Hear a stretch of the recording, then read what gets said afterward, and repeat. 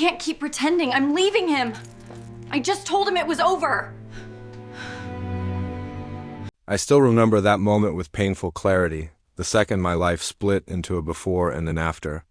It wasn't some dramatic discovery, no hotel room receipt or a suspicious text message lighting up a phone screen late at night. It was just a voice. My wife's voice. It was casual, excited, and completely careless. And once I heard it, there was no going back. That day had already drained me. Work had been brutal.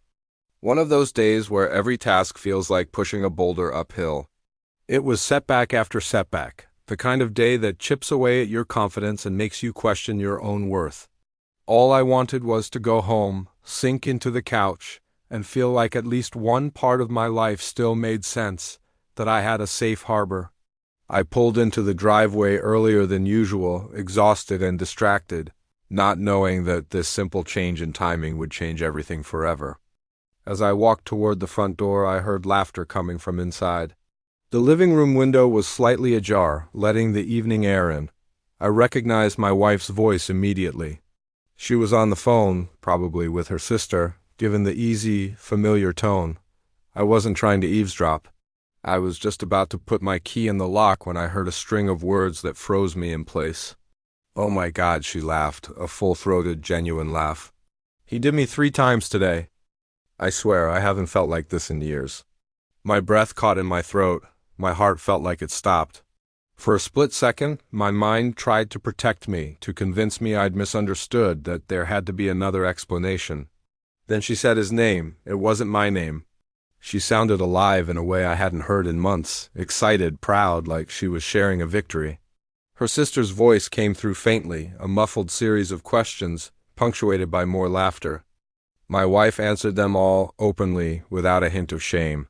She talked about sneaking around, about how easy it was, about how completely clueless I was. She even joked about how busy I always seemed, how I never noticed anything suspicious. She painted me as a fool, an obstacle. Then came the part that truly shattered me. She said she was tired of pretending, that she was planning her exit strategy. She spoke about the divorce, about how once everything was finalized, she would be free, comfortable, and taken care of. She spoke about our money as if it was already hers, about our life together as if it were just a transaction she had successfully completed, a stepping stone to something better. I had to step away from the door before my legs gave out from under me. I don't remember driving away. The next thing I knew, I was gripping the steering wheel so tightly my knuckles were white and my hands ached. My mind replaying her words over and over again on a relentless loop. The initial shock slowly gave way to something colder, something much steadier. I didn't cry, not yet.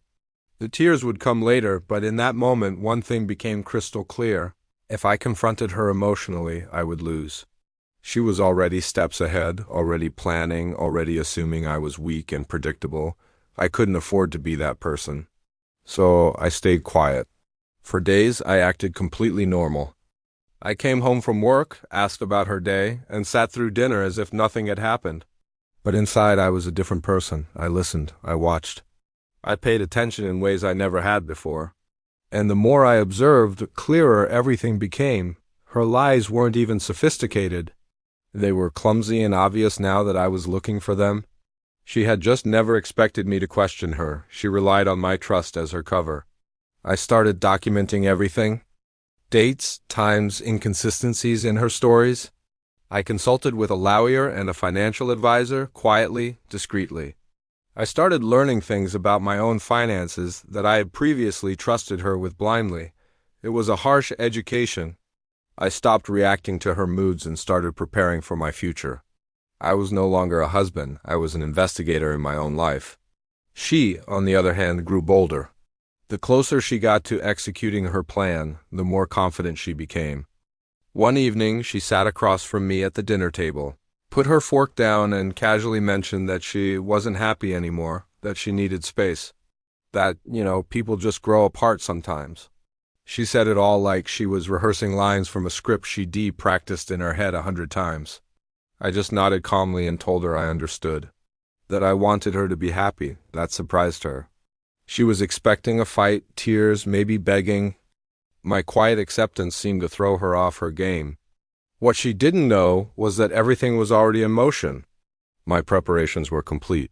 When the moment finally came to confront the truth, it wasn't explosive. There was no shouting match, no dramatic showdown.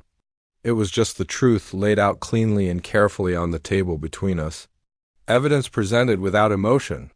Her own words, the ones I'd overheard through the window, replayed back to her without any commentary from me. The confidence drained from her face. Her mask fell away, replaced by pure shock. She denied nothing. How could she? She tried to cry. She tried to explain, to twist the narrative, to make herself the victim. But the power dynamic had shifted completely, and she could feel it. For the first time, she realized she had misjudged me, underestimated me entirely. I didn't insult her. I didn't raise my voice. I didn't beg her to reconsider. I simply told her the marriage was over and that I would be handling the rest through the proper legal channels. The conversation was short, and it was final. The aftermath was messy, but only for her. Her carefully laid plans fell apart. The expectations she had didn't match the new reality. The financial comfort she thought was guaranteed vanished piece by piece as the truth of her actions came to light. Friends she thought were on her side began to distance themselves. Stories have a funny way of changing when the full truth surfaces. As for me, I walked away with something far more valuable than revenge. I walked away with clarity. The days and weeks that followed were painful, yes, but they were honest. I started rebuilding my routine, focusing on my work, reconnecting with friends I'd neglected. I reclaimed parts of myself that I had let go of during the marriage. I learned the hard difference between love and convenience, between loyalty and a performance. Months later, long after the dust had settled, she reached out. An email, she said she regretted everything, that she had been careless, selfish, and foolish.